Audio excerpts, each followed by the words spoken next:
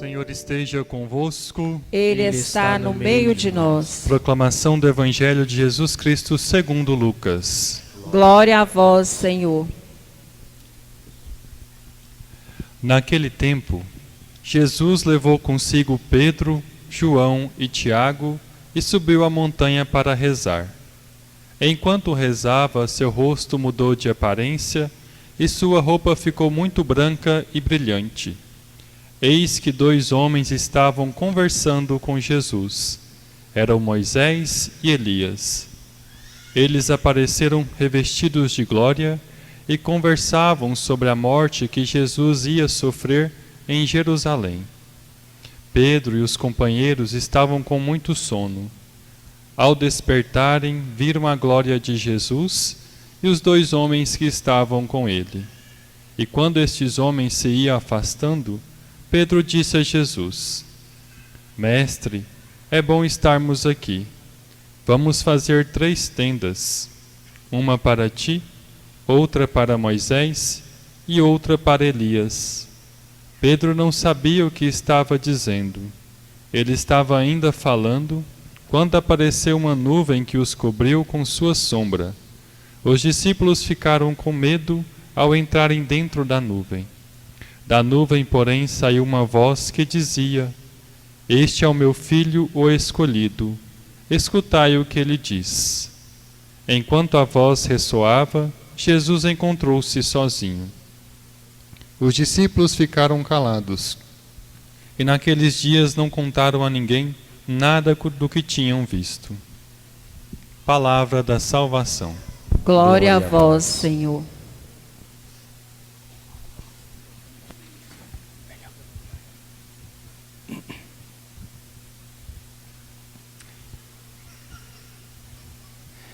Desculpe pelo meu português um pouco esquisito, mas vou tentar de fazer entender alguma palavra, pelo menos. Nós escutamos esta página do Evangelho, tão linda, quando os apóstolos descobriram que Jesus não era só um carpinteiro, não era só um galileu, como tantos outros, mas era muito mais que isso. Era Jesus, o Filho de Deus.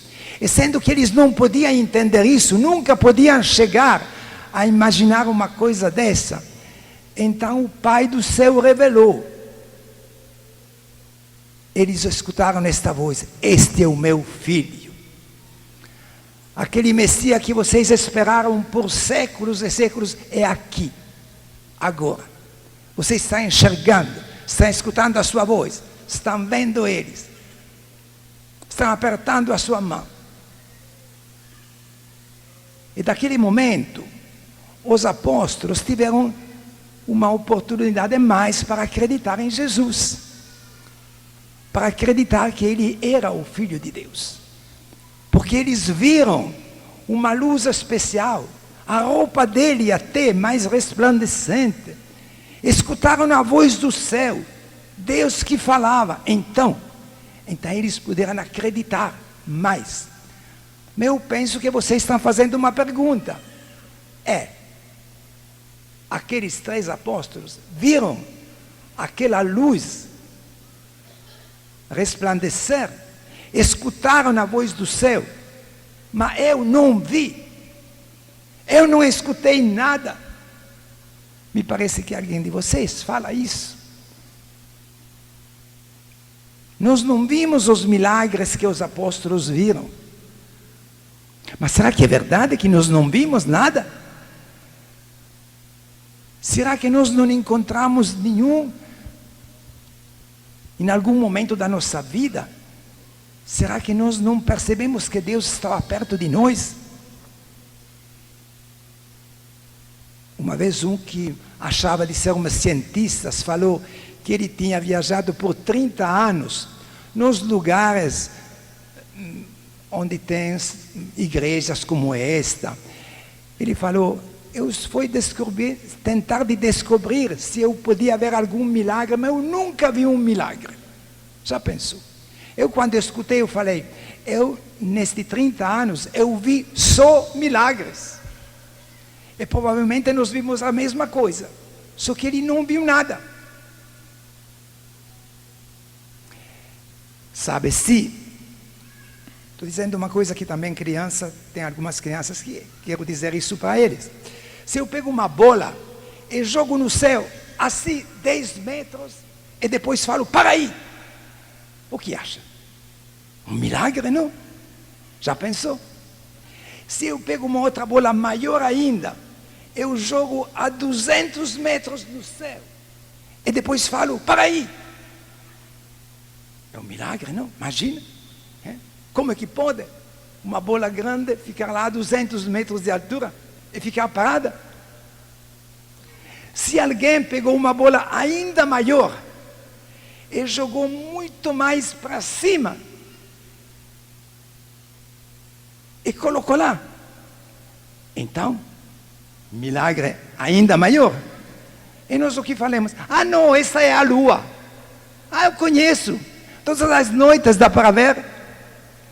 Não é mais nada, porque nós vimos muitas vezes, nós nos acostumamos, então não é mais milagre. Como que não é mais milagre? Será que é um milagre maior aquele de Jesus que caminha em cima da água, ou aquele de uma sementinha que cai no chão, que brota uma planta, que sai uma flor e depois um fruto? Não é milagre este também? Já pensou? Aquele fruto, o ano passado era terra, era só terra, e hoje se chegou isso. Então, não é milagre isso? Então, o que precisa ainda mais para acreditar que alguém faz tudo isso? Que alguém é o autor de tudo isso, o Criador, Deus mesmo. Então nós vivemos no meio dos milagres. Já pensou um casal, casa depois, um tempo, você fala, está esperando o bebê. Então devagarzinho, aquela criança vai se formando, vai até que depois de 9 meses vai nascer. Uma maravilha. Mas quem fez isso? O pai e a mãe. Mas imagina se sabe fazer isso. Eles não decidiram nada por essa criança, nem a cor dos olhos, nem dos cabelos, nem se era grande, se era pequeno, se tinha saúde ou se era doente, nada decidiram, porque eles não podiam. É algum outro que faz este milagre no meio de nós. Então nós vivemos no meio dos milagres. Uma vez uma senhora, pode ser que seja aqui hoje à noite, nesta igreja, só que eu não consigo enxergar, porque não posso ver todos. Mas ela veio para fazer a sua confissão, e depois no final me falou, mas eu vi aqui, nesta Romaria, para agradecer a Deus. Eu vim agradecer porque nos últimos anos, eu recebi 5 milagres. Puxa, 5.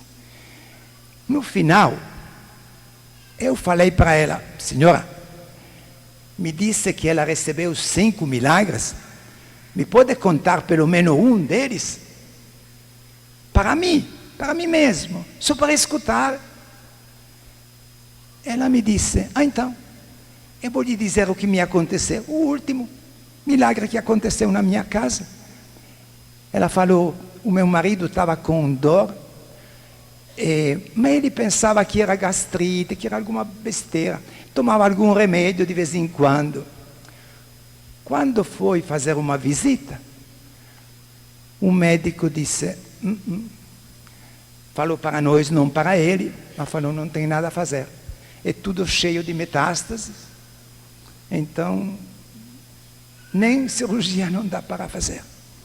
Essa senhora me disse, eu falei para o médico, por favor, tente de fazer a cirurgia. Por favor, faça para nós. Pelo menos que nós tentamos tudo. Ele não queria, mas afinal aceitou. Falou, está certo então, vamos tentar tudo. A senhora me fala, fizeram a cirurgia. Eu estava lá esperando. Depois de meia hora, o médico chegou. Ela me falou, escuta, nós fechamos, não podemos fazer nada porque tudo cheio de metástases, aquele tumor pegou tudo. Então nós só fechamos. Então a senhora se prepare porque o seu marido terá 3 ou 4 horas de vida, não mais que isso.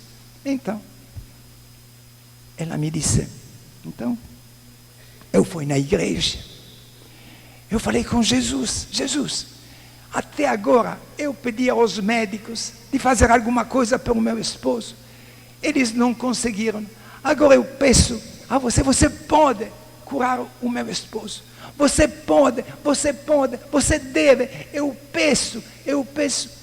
Ela falou que ela rezou lá por 4 horas, depois foi na sala onde estava o marido, intensiva, e quando chegou lá perguntou, então, tem notícias do meu marido? Eles lhe falaram, mas ainda não morreu, mas é questão de algumas horas, não sei, no caso até agora ainda está vivo. Ela pensou, então, voltou na igreja, rezou toda aquela tarde, ficou lá a noite inteira, até madrugada. Quando chegou manhã, ela foi lá outra vez e perguntou, tem alguma notícia do meu marido? Eles lhe falaram, olha, nem sabemos bem como que não morreu ainda, mas parece até que está melhor, mas é só a questão depois da cirurgia, provavelmente se está recuperando da cirurgia, mas não da doença, a doença é aquela, então a senhora esteja pronta, que tudo bom. Ela continuou pedindo.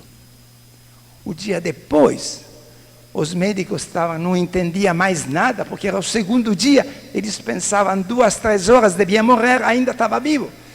Então levaram outra vez para fazer alguma chapa, para ver um pouquinho melhor. Colocaram. O resultado qual era? Era que tinha só aquela cicatriz, aquela costura, e nada mais que isso. E o marido se tornou melhor, voltou para casa. Ela falou, este é o último milagre que me aconteceu. Então, vocês podem dizer, isso mesmo, é milagre. Ela pode ver, pode experimentar. Mas nós outros também podemos ver e podemos experimentar. Na nossa vida, no nosso dia a dia, o céu é muito perto da terra. Deus está conosco sempre. Quantas vezes vocês pediram uma ajuda, uma graça por uma doença e depois ficaram bem, mas depois esqueceram tudo. Depois outras vezes pediram outra ajuda, receberam e depois esqueceram tudo. Quantas vezes nós esquecemos milagres de casa nossa, milagres que aconteceram na nossa vida. Então o que necessitamos ainda para a nossa conversão, para dedicar a nossa vida a Deus, para lhe dar tudo o que Ele quer. Não só a palavras, mas fazer a sua vontade. E nós sabemos muito bem qual é a vontade de Deus. Nós sabemos muito bem, só que muitas vezes somos preguiçosos, então falamos que queremos fazer a vontade de Deus, até rezamos, seja feita a tua vontade na terra como no céu, até repetimos muitas vezes que queremos fazer a vontade de Deus, e depois esquecemos tudo, e depois a preguiça nos amarra e não deixa fazer nada, não deixa fazer aquele passo. Por exemplo, quantas pessoas que têm dificuldade no domingo chegar na igreja, participar da Eucaristia. Alguém pensa que a Eucaristia é uma devoção, como o terço, como a novena de Santo Antônio, como a Romaria do Muquem. Não! A missa do domingo é outra coisa. É o eixo da nossa religião, é o centro da nossa fé. Um que não pratica, um que não participa, no domingo ou sábado à noite, não se pode chamar de cristão. É um momento muito importante também para transmitir a fé aos filhos amanhã. Então, se eles não vêem esta fidelidade, como é que nós podemos participar a fé aos outros? Então, Mas alguém me fala, mas eu tenho muita tarefa, eu tenho muito serviço, eu devo fazer isso, eu devo fazer aquilo, eu não posso, muitas vezes não posso. O quê? O que significa não posso? Deus te dá 24 horas por dia. Segunda-feira, terça, quarta, quinta, sexta, sábado. Eu não posso 1 hora por semana chegar lá para dizer obrigado, Senhor. Obrigado pelo menos pela vida. É só uma questão de educação. Um que recebe tanto. As últimas 24 horas que Deus nos deu, que Deus me deu para você também. Aquelas últimas 24 horas que me deu, onde está escrito que Ele devia me dar? De jeito nenhum. Quantas milhares de pessoas mais novos que nós, mais com sadio, tudo que ontem terminaram a vida dele, não chegaram até hoje. Então, e nós temos muito trabalho para fazer, não podemos chegar até lá. Vou dizer uma coisa, se alguém te fala, porque tem pessoas que estão na fazenda, falam, devo fazer 20 quilômetros de carro, já pensou? O que é isso? Eu conheço uma família de meus amigos da Itália que foram para a China. Pai, mãe e 3 filhos. Um adolescente, os outros 2 menores. Depois de 15 dias, eles escreveram uma mensagem dizendo, nós voltamos para a Itália, porque aqui não tem igreja. E nós não podemos arriscar a fé dos nossos filhos. Então voltamos, não ficamos aqui, tinha um bom ordenado, tudo. Mas, depois de uns dias, mandaram uma outra mensagem, dizendo, encontramos uma igreja. É um pouco longe, mas até que encontramos. Aquela igreja era a 1 hora de táxi.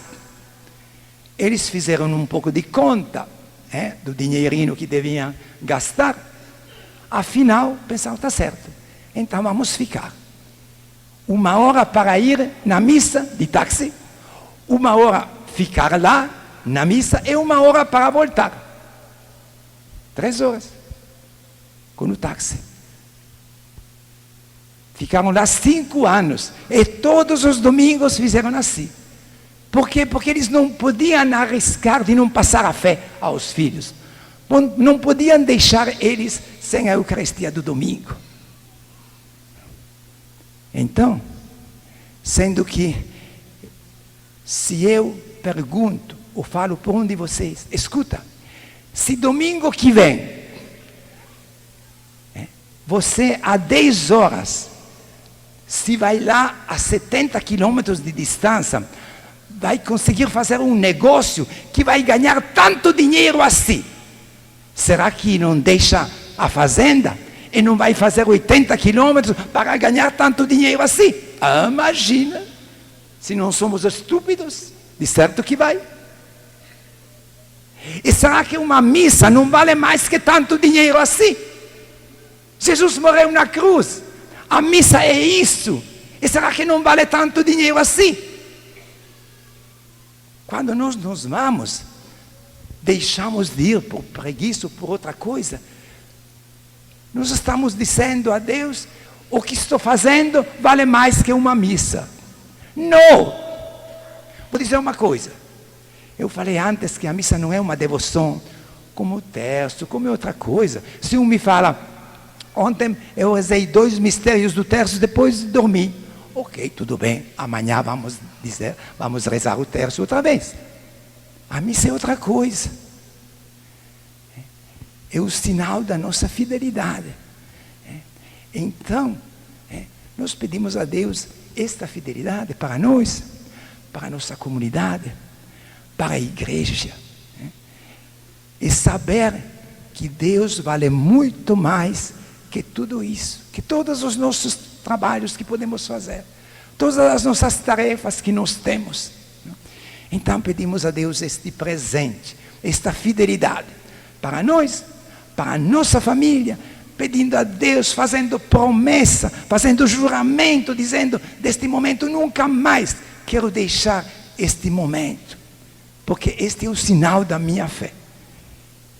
a não ser que um é doente ou que tem outra razão. E também uma romaria é importante, mas 100 romarias do Muquem, 1000 romarias do Muquem, não fazem uma missa do domingo. Vocês podem dizer, mas na romaria tem também a missa do domingo. Tá certo? Isso vi salva. Mas as romarias não são suficientes. A fidelidade de todas as semanas é outra coisa. Então vamos pedir a Deus este presente para nós, para a família, para a nossa comunidade, a nossa igreja, o mundo inteiro.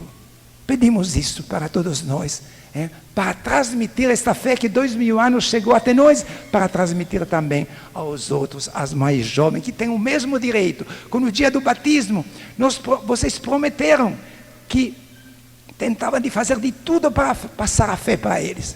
E depois, quantas vezes falhamos, porque não oferecemos esta fidelidade. Amém.